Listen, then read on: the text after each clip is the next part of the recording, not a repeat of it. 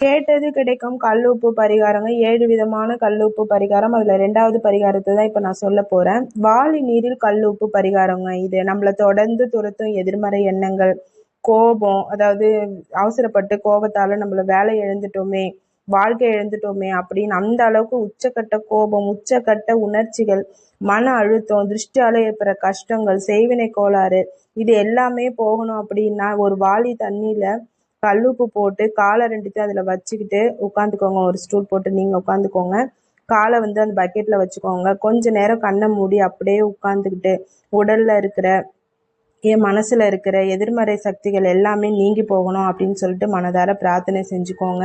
கண்டிப்பா உங்களுக்கு அந்த தடைகள்லாம் நீங்கி உங்களுக்கு எல்லாமே நல்லதா நடக்குங்க.